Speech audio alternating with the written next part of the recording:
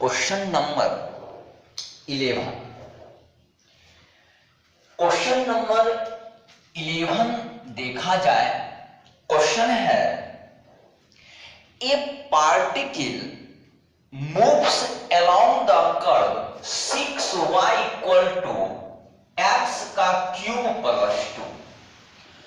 एक जो पार्टिकल है, हमारा सवाल का कहना है कि गिवन इक्वेशन ऑफ कर्व, हमारे पास जो कर्व है वो है 6y = x³ + 2 दिया गया है। ए particle moves along the curve 6y = x³ + 2। आपका जो एक कण है वह इस कर्व पर मूव कर रहा है। आपका जो एक कण है, धूल का कण, वह इस पथ पर मूव कर रहा है।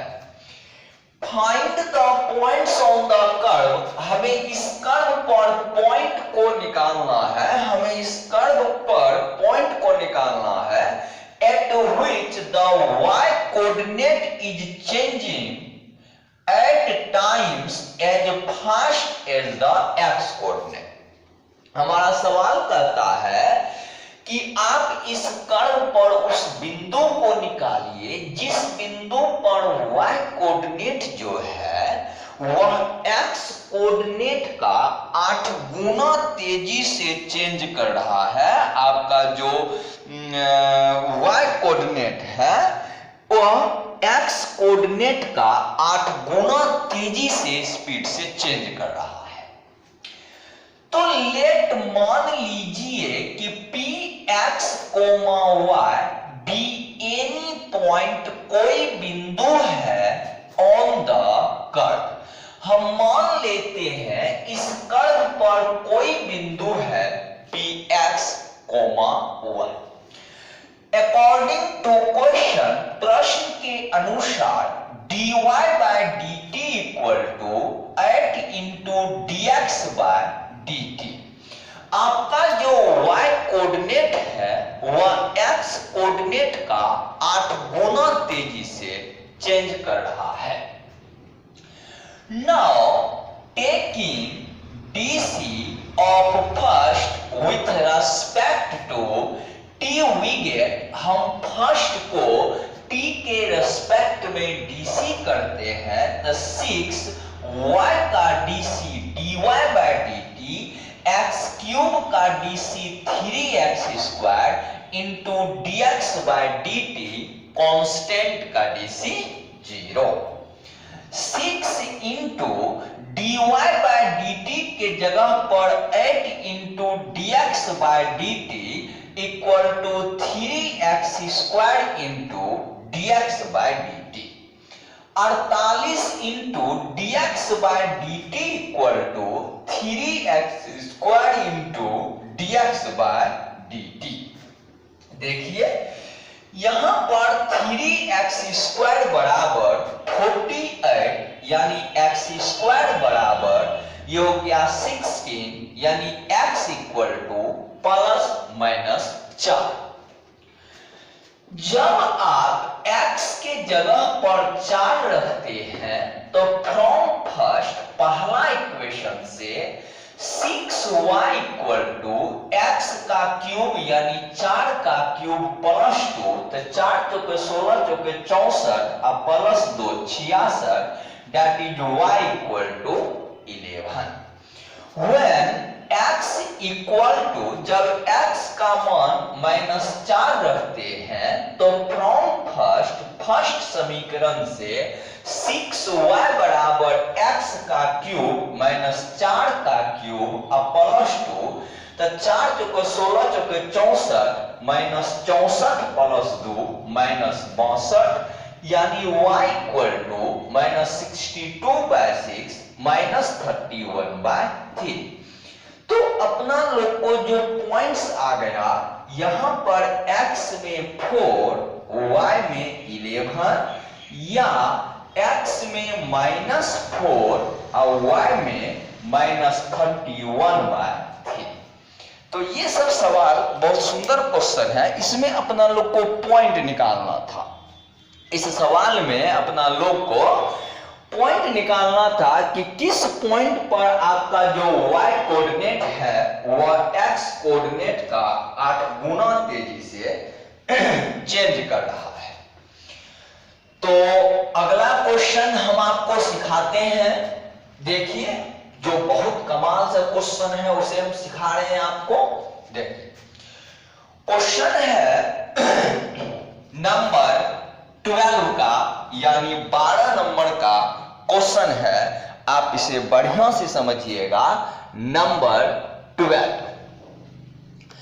12 नंबर जो क्वेश्चन है उसे आप ध्यान पूर्वक समझिए। The radius of an air bubble, सवाल कहता है the radius of an air bubble, जो हवा के कारण जो बुलबुला बना हुआ है उनकी जो त्रिज्या है is increasing at the rate of, यानी इनकी जो त्रिज्या है वह बढ़ रहा है 1/2 सेंटीमीटर पर सेकेंड। इस स्पीड से एयर बबल की जो त्रिज्या है वह बढ़ रहा है। At what rate is the volume of the bubble increasing. Volume जो है यानी आपका जो बबल है उसका जो आयतन है वह किस स्पीड से बढ़ रहा है। When the radius is 1 centimetre, जब त्रिज्या 1 सेंटीमीटर हो जाए।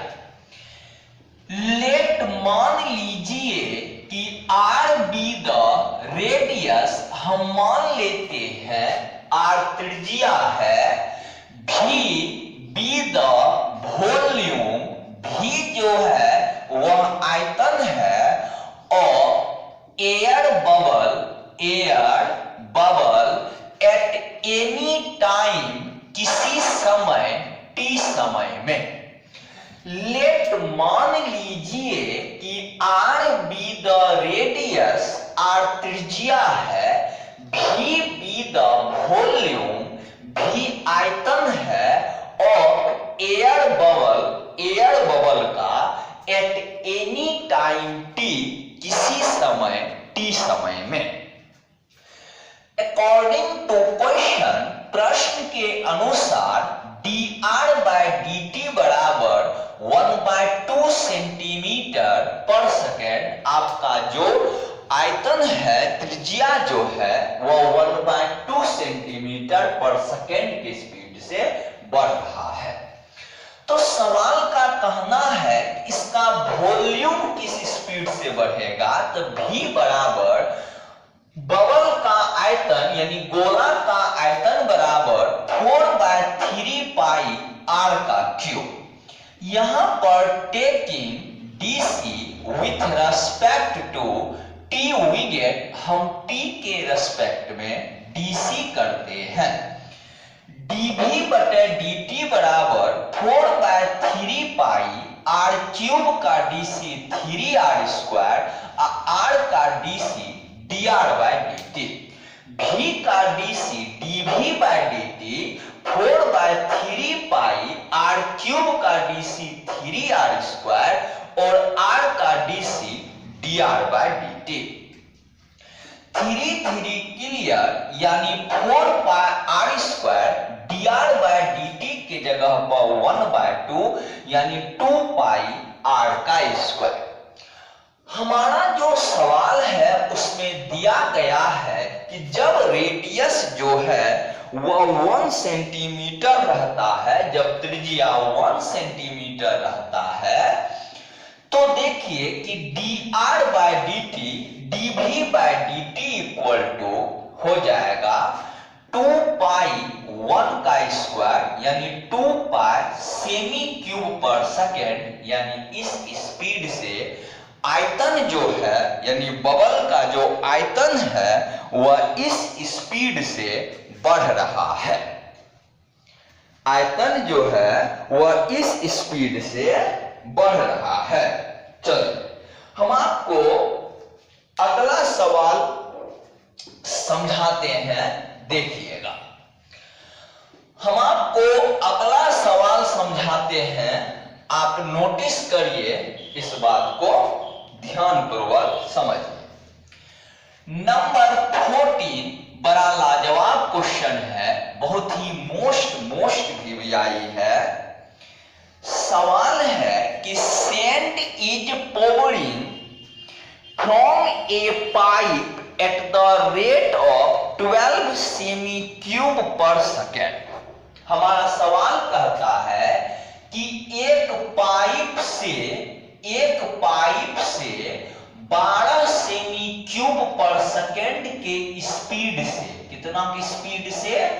12 सेमी क्यूब पर सेकेंड, इस स्पीड से एक पाइप से बालू गिर रहा है। The falling sand forms a cone on the ground. गिरता हुआ बालू जो है वह जमीन पर एक शंकु का निर्माण करता है। The falling sand forms a cone on the ground. आपका जो गिरता हुआ बालू है वह जमीन पर एक शंकु का निर्माण करता है। कहता है इन सच ए वे, इस प्रकार से कि that the height of the cone, शंकु की जो ऊंचाई रहती है, शंकु की जो ऊंचाई रहती है, is always 1/6 of the radius of base, यानी इसकी जो ऊंचाई रहती है वह त्रिज्या का 6वां भाग रहता है। How fast is the height of the sand cone increasing?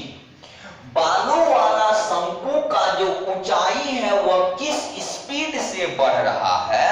When the height is 4 centimetre, जब उसकी ऊंचाई 4 सेंटीमीटर हो जाए, यानी यह जो शंकु है इसकी ऊंचाई बढ़ते बढ़ते 4 सेंटीमीटर हो जाए, तो बालू वाला शंकु की ऊंचाई किस रेट से बढ़ रहा है? तो लेट मान लीजिए कि आर बी द रेडियस, हम मान लेते हैं आर त्रिज्या है, H be the height, H जो है वह ऊंचाई है, भी बी द वॉल्यूम, भी आयतन है, ऑफ सैंड कोन, बालू वाला शंकु का, एट एनी टाइम, किसी समय, टी समय में।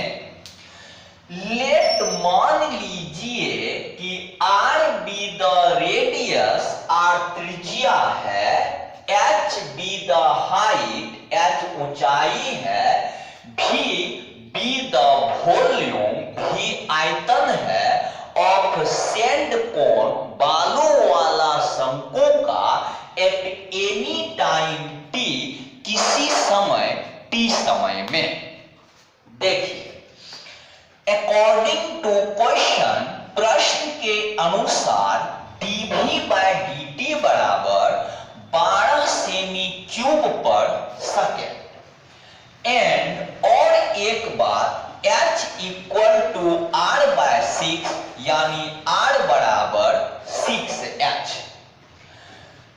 नाउ v बराबर, यानी वॉल्यूम ऑफ कोन, यानी शंकु का आयतन बराबर, शंकु का आयतन बराबर 1/3 पाई r स्क्वायर h, 1/3 पाई r स्क्वायर, यानी 6h का होल स्क्वायर इंटू h, 1/3 पाई 36h का स्क्वायर इंटू h, 12 पाई h का क्यूब, 12 पाई h का क्यूब।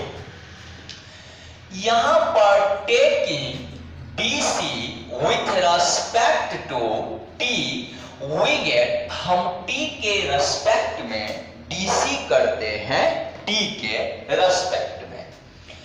यहां पर dv by dt बराबर 12 पाई एच क्यूब का dc3h² into dh/dt। dv bye dt के जगह पर लिखिए 12 बराबर 12 बराबर 36 पाई h² into dh/dt। That is dh/dt गुना उधर गया भागा 1/3 पाई h² गुना उधर गया भागा। हमें सवाल में दिया है कि जब ऊंचाई 4 सेंटीमीटर हो जाए या बढ़ते बढ़ते 4 सेंटीमीटर हो जाए तो dh/dt इक्वल टू 1/3 पाई 4 का स्क्वायर यानी 1/16 या 48 पाई, ये हो गया सेंटीमीटर पर सेकेंड। ये हो गया आपका ऊंचाई का रेट ऑफ चेंज। तो इसमें बहुत सब क्वेश्चन जो है सेम है, तो हम उसे छोड़ देते हैं जो एग्जांपल जैसा सेम है। तो हम आपको इसका टोटल क्वेश्चन सिखा दिए, यानी एक्सरसाइज 6.1 इंड कर देते हैं। यहां पर एक्सरसाइज 6.1 आपका खत्म हो गया। आप इसे रिवीजन करिएगा बढ़िया से, और हम आपको अगला टॉपिक का वीडियो अगला वीडियो में देंगे।